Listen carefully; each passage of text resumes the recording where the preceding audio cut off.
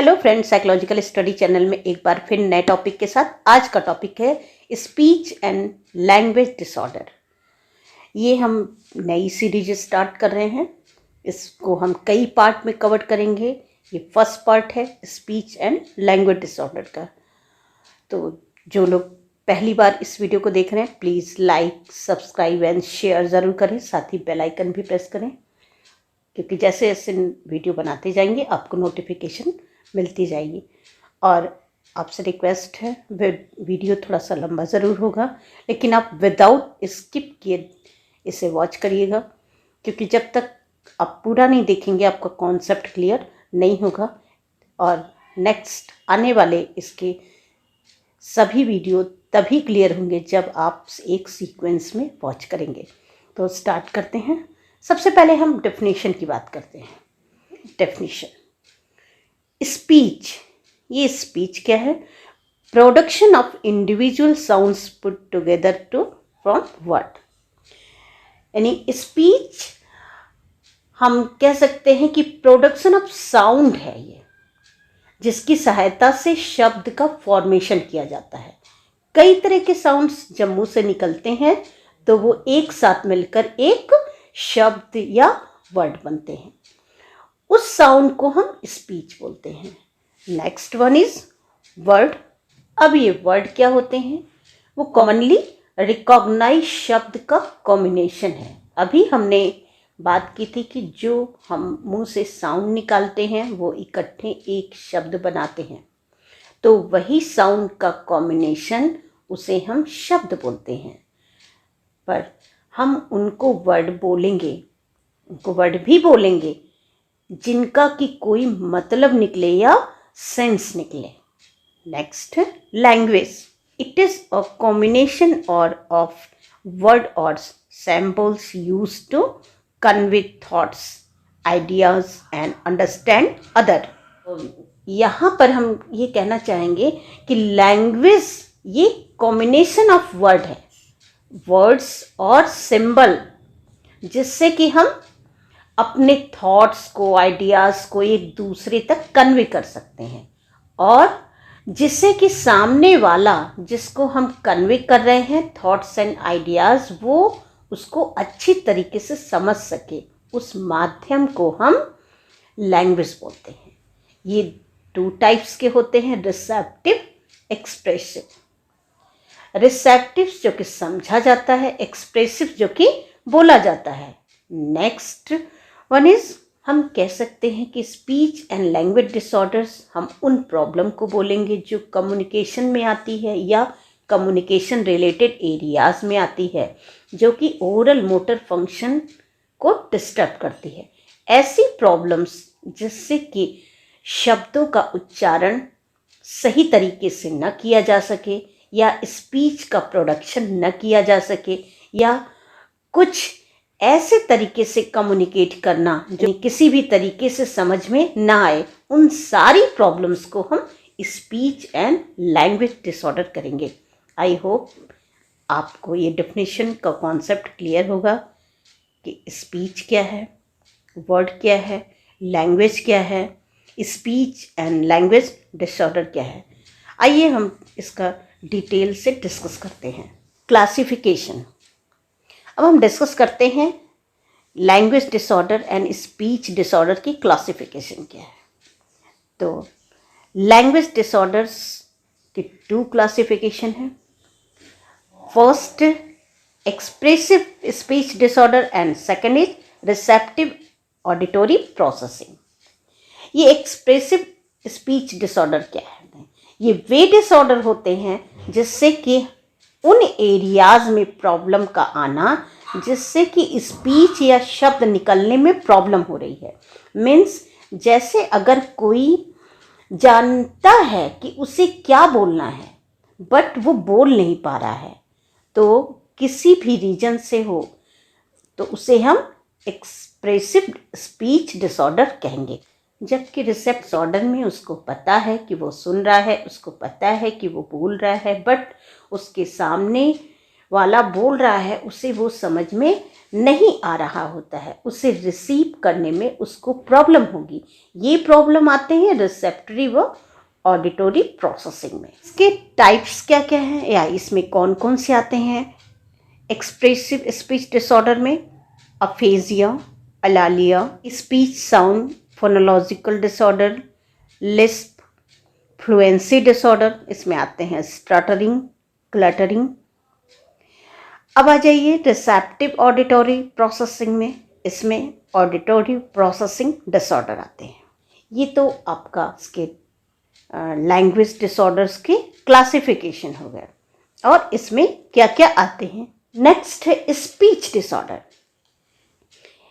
अगर oral muscular junction में कोई प्रॉब्लम है, उस वजह से कोई डिसऑर्डर्स होता है जिससे स्पीच बोलने में प्रॉब्लम होती है, कोई भी मस्कुलर डिसऑर्डर की वजह से अगर सिग्नल पासिंग प्रॉब्लम है या दिक्कत है, तो उस वजह से अगर कोई डिसऑर्डर हो रहे हैं तो उसे बोलने में प्रॉब्लम होती है, तो उसे स्पीच डिसऑर्डर कहेंगे। इसमें आता है अगर वॉइस प्रॉब्लम है तो डिस्फोनिया, अगर न्यूरो प्रॉब्लम है, मस्कुलर प्रॉब्लम है तो म्यूटिसिज्म, डाइसरथाइया, अपेक्सिया। तो इसे हम अलग अलग डिस्कस करेंगे। First is aphasia. अब ये अफेजिया क्या है? अफेजिया अगर स्पीच प्रोड्यूस या अंडरस्टैंड करने में प्रॉब्लम हो रही है तो उस टर्म को हम अफेजिया कहेंगे। ये एक कम्युनिकेशन डिसऑर्डर है जो कि ब्रेन के उस एरियाज में डैमेज होने के कारण होता है जो कि लैंग्वेज को कंट्रोल करता है। कुछ और कॉमन कॉजेज हैं जैसे कि brain tumour, brain injury, degenerative brain disorder, जैसे कि कुछ सेल्स डीजनरेट हो जाती हैं विद टाइम। इन सारी प्रॉब्लम्स की वजह से भी अफेजिया हो सकता है। दो मेन टाइप्स ऑफ अफेजिया होते हैं। First is Wernicke's aphasia. ये एक फ्लुएंट टाइप ऑफ अफेजिया होता है जो कि टेम्पोरल लूप में डैमेज होने की वजह से होता है।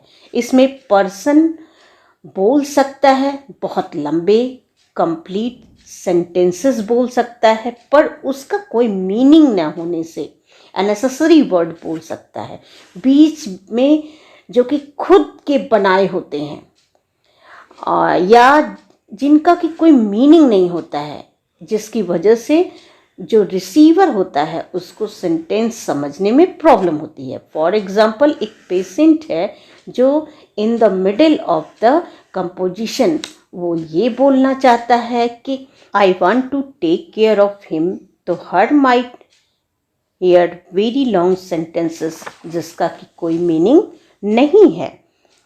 For example, you know that smoodle pinkle and that I want to get round him and care take of him like you want to before।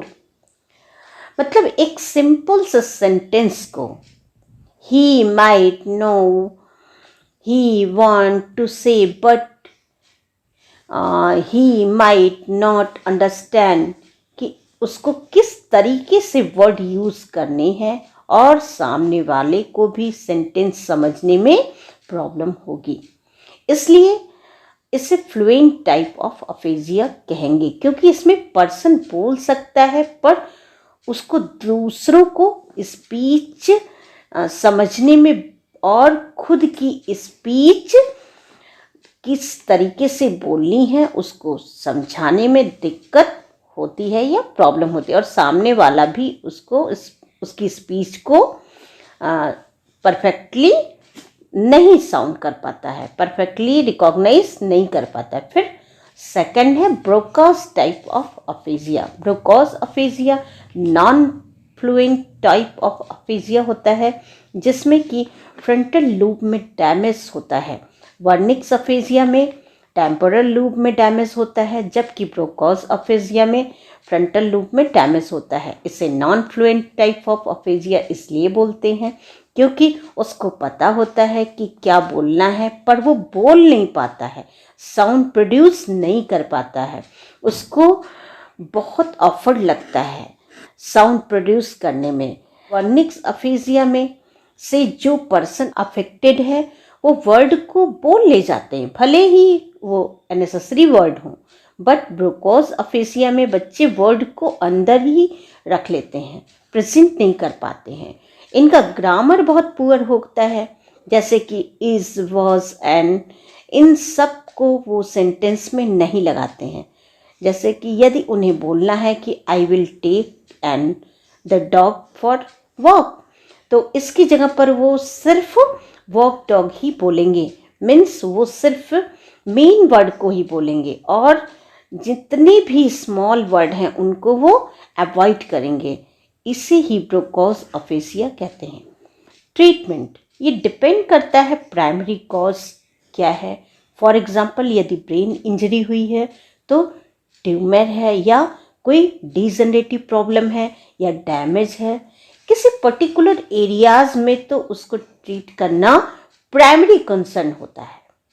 Once the underline causes, treatment caused by speech therapy provide की जाती है। इस speech को better बनाने के लिए या जो लैकिंग्स है उसको कंप्लीट करने के लिए स्पीच थेरेपी प्रोवाइड की जाती है। आई होप ये आपका कॉन्सेप्ट क्लियर हुआ होगा कि अफेजिया क्या है, इसका रीज़न क्या है, इसके सिम्टम्स क्या है, इसकी ट्रीटमेंट कैसे दिया जाता है।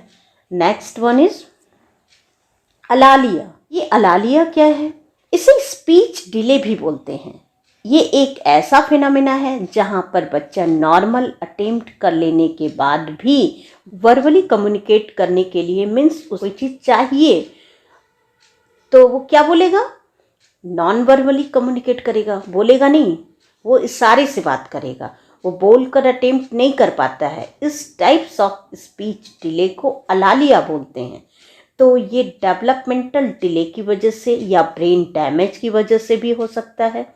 ट्रीटमेंट के लिए ऑडिटरी स्क्रीनिंग करते हैं। ऑडिटरी स्क्रीनिंग इसलिए करेंगे कि ये आइडेंटिफाई करते हैं कि उसे कहीं सुनने में कोई प्रॉब्लम तो नहीं है, हियरिंग प्रॉब्लम तो नहीं है। कई बार सुनने में अगर कोई प्रॉब्लम है या डेफनेस या हियरिंग डिफ़िकल्टीज़ है तो उस वजह से भी बच्चा स्पीच डिले डेवलप कर सकता है और उसे बोलने में प्रॉब्लम होगी, क्योंकि उसने वो वर्ड सुना ही नहीं है जिसका यूज़ करके उसे कम्युनिकेट करना है।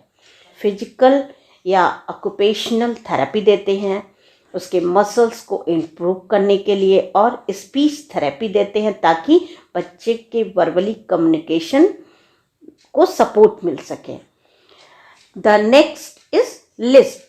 ये लिस्प एक ऐसा स्पीच फॉल्ट होता है जिससे कि एस एंड जेड साउंड को त प्रोनाउंस करते हैं।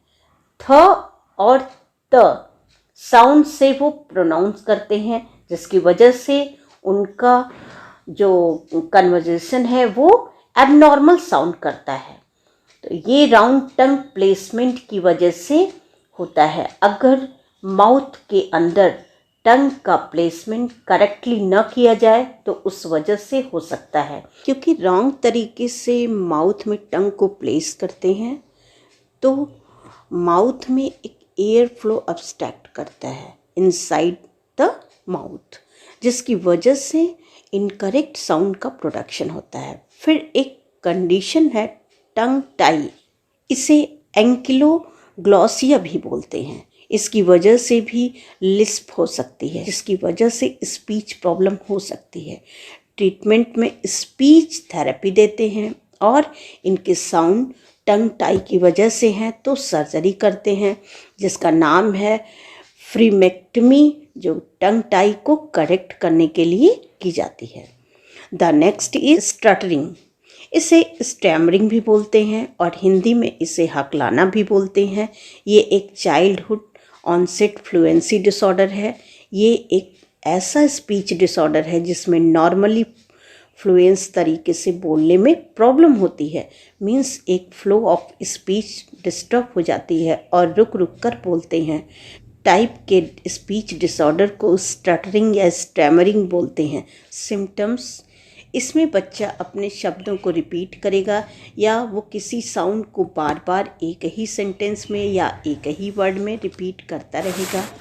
बहुत सारे बच्चे इस प्रॉब्लम से कुछ टाइम में ठीक हो जाते हैं और जो कुछ बच्चे जो होते हैं उनको बहुत ही पुराने पीरियड ऑफ टाइम में रहती है और कई बार एडल्टहुड तक भी ये प्रॉब्लम देखी जाती है। उनको कोई भी प्रकार का वर्ड शुरू करने में, फ्रेज शुरू करने में बहुत सारी प्रॉब्लम होती है। उन्हें समझ में नहीं आता कि वो कैसे करें या वो उन साउंड्स को निकालने में उन्हें बहुत ज़्यादा प्रॉब्लम होती है।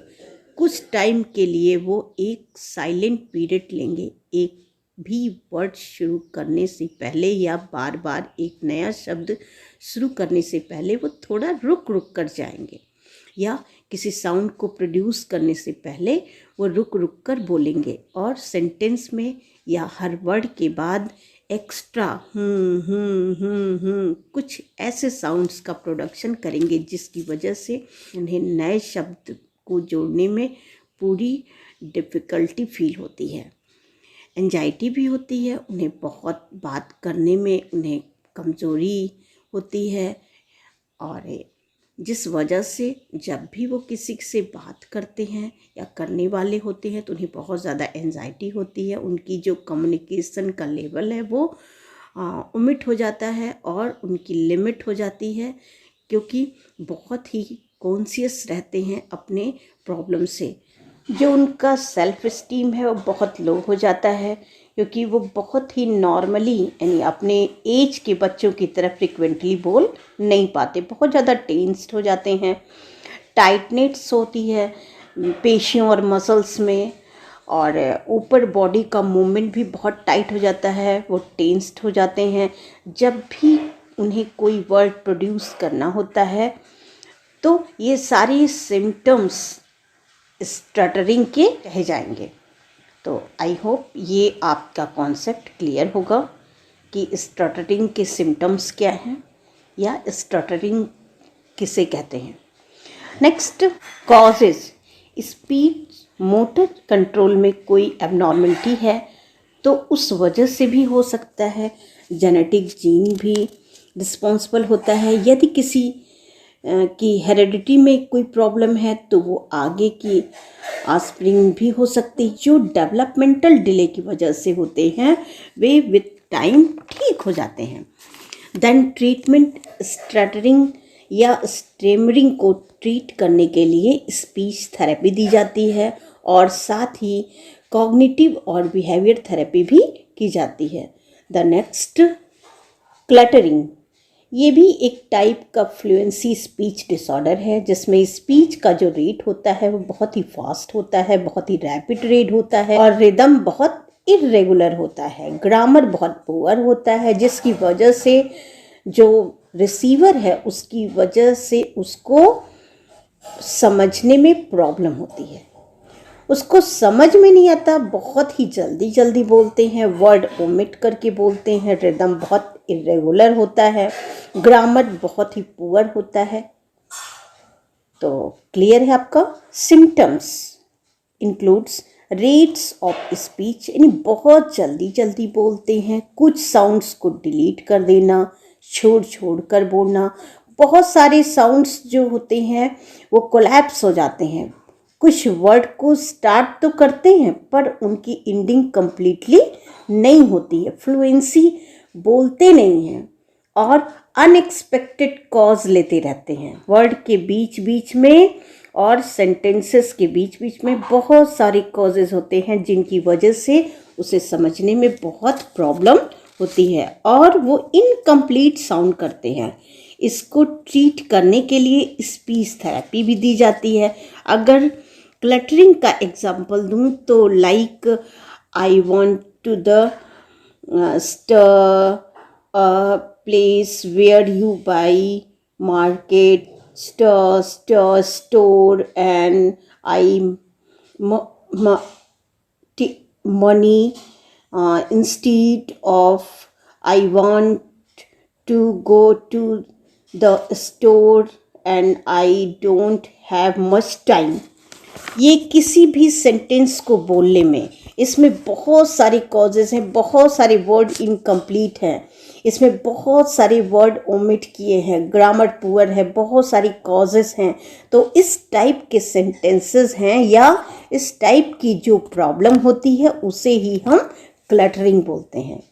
तो आई होप ये क्लटरिंग का कॉन्सेप्ट आपका क्लियर होगा.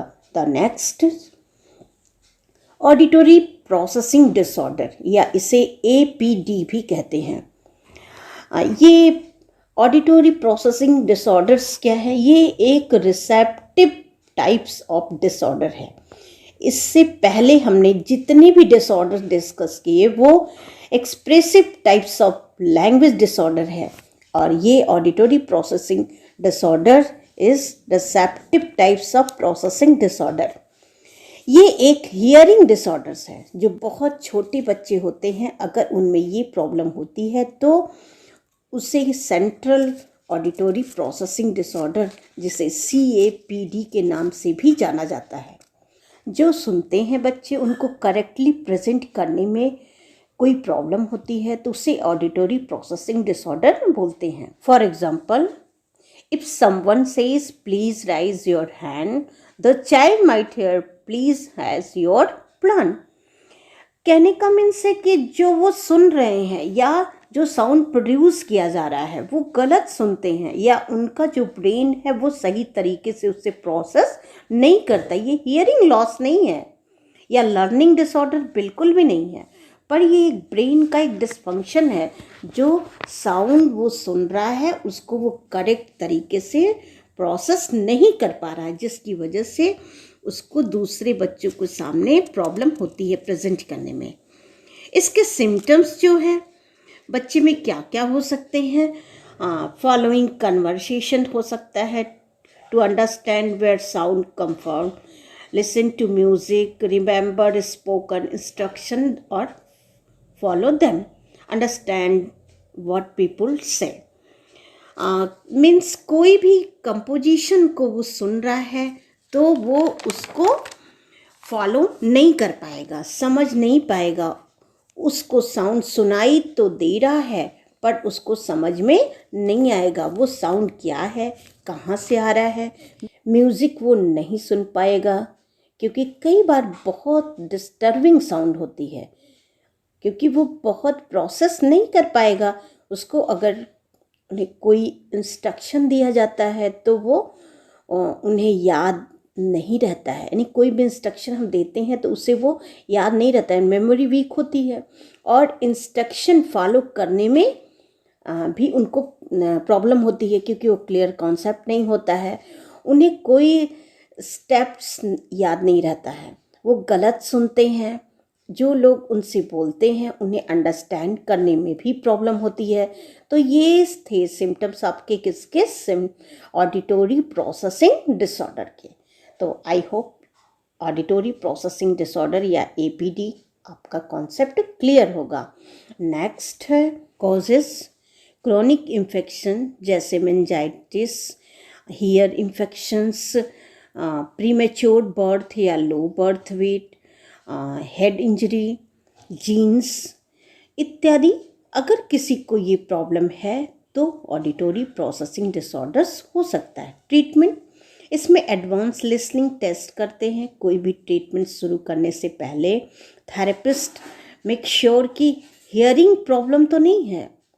यदि प्रॉपर हियरिंग आ रही है, हियरिंग लॉस नहीं है या कोई भी ब्रेन का पार्ट डैमेज नहीं है, तो किसी भी डायग्नोसिस को कंफर्म करने से पहले हियरिंग टेस्ट करना बहुत आवश्यक होता है. इसके लिए एडवांस लिसनिंग टेस्ट होते हैं, हेल्प से उसकी हियरिंग को मेज़र कर सकते हैं कि उसकी ब्रेन को रिएक्ट करता है साउंड के लिए. 7 ईयर तक ये टेस्ट नहीं कर सकते एडवांस लिसनिंग टेस्ट, बट उसके बाद उसके रिस्पॉन्स को चेक किया जा सकता है और इतनी जल्दी इसका ट्रीटमेंट किया जा सके उतना वो उसे बेटर करता है। ट्रीटमेंट में क्लासरूम सपोर्ट देते हैं। Electronic devices, frequently modulator system की हेल्प से बच्चे को क्लियरली सुनने में सपोर्ट मिलता है। ये फैसिलिटीज़ प्रोवाइड करती हैं।